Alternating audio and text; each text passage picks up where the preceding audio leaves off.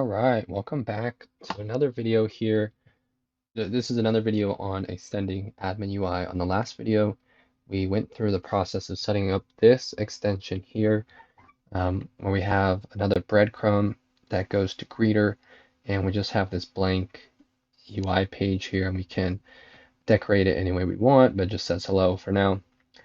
So this isn't particularly helpful, but we're going to transition into something that should be a bit more helpful. And like I said before in the last video, we sort of structured our code in such a way that we can start modifying it to be more of a plugin type of code. So we're here, we have our component and our module in our plugin directory here, plugin/UI. And what we're going to end up creating is basically a filter function where the user of our application can filter products based on the location of the product, similar to like Facebook Marketplace or, well, that's the most common one I can think of, where you can basically set a radius and only see the products that are nearby you. So to do that, we have to give our seller the opportunity to define their address, their selling address. So we want to basically create an input form for them to input their address. So we have to make a few modifications here in order to get that. I may actually end up breaking this section of collecting the address into a few videos just because I want to keep these short for the sake of my available time. So let's just jump into it and start making some changes here. So the first thing we're going to do is give our component a more useful name. We're going to call it address selector, meaning that this will be the input for the seller to basically select their address or input their address. And our template will be slightly different than this. We're going to basically create like an address selector, meaning that the address will populate as the seller is typing it, but we're still going to basically need an input element here, and we'll give it a class and a type. And then the next thing is we want to bind the input of this element to an observable value, which we're just going to call selected address. And we're going to define it using the appropriate syntax as an observable. And we're going to, okay. And so we're going to use the async pipe to subscribe to that observable.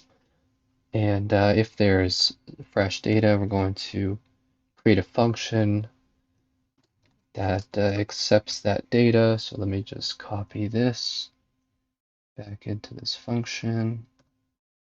And we're going to guarantee that it is there. And if there is no data, I'm just going to return empty, basically nothings, big nothings for now.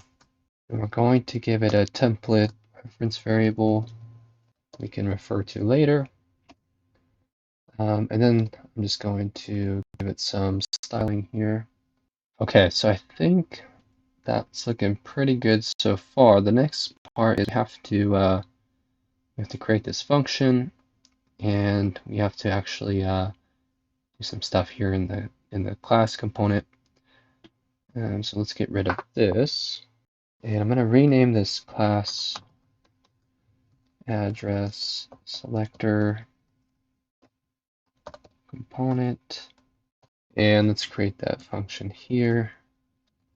And we're going to pass in an address, and we can import that from Venture Core. And for now, we're just going to, we'll just return a string that says this is, and we have an error here.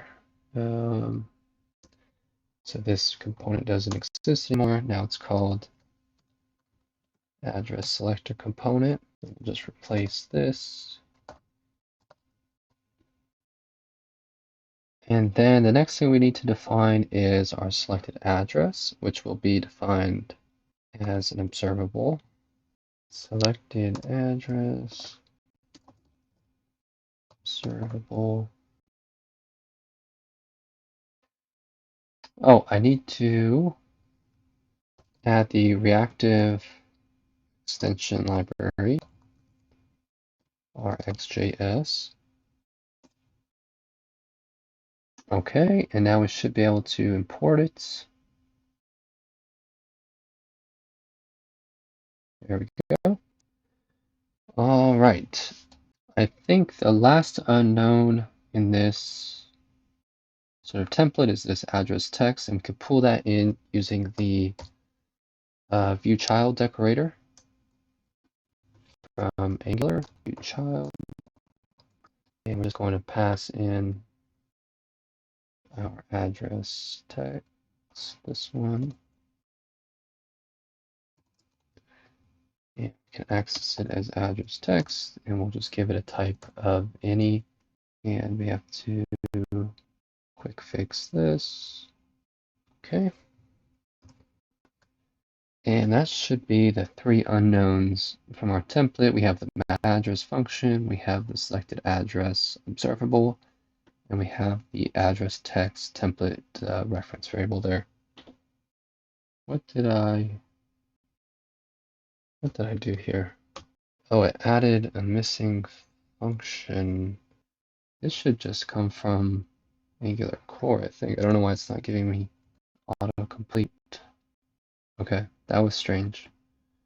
So I think we can at least compile this, recompile our admin UI, and then see what we're looking at here. So let me kill this old dev server.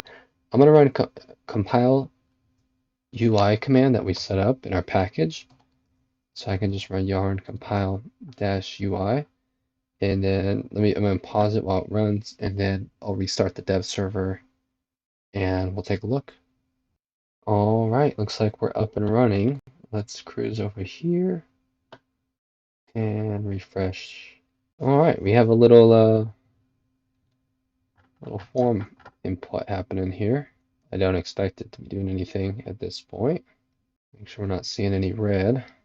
So I think the last thing I want to do tonight, and then I'll probably call it, is we just have to finish. We just have to formally define this as a form input component, and this is just from Venger. Whoops, I misclicked. This is from Venger recommending to do this. So we can go to the Venger docs real quick and take a look.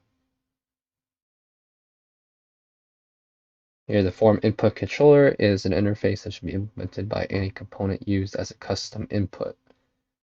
Inputs for custom fields or configurable arguments. That's what this is for. So we're going to implement this. And we're going to pass it a type of relation. Since we're using this, it's going to be a relation custom field config, and we'll see how that works in probably in next video, since we're going to have a relation. So and then let's add this. Oh, come on. This should come out of the core. Venture core. Let's see.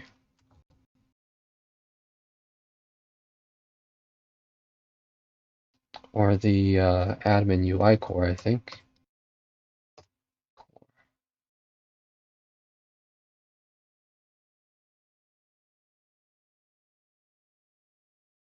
Form input. Oh, I spelled it wrong. Getting tired.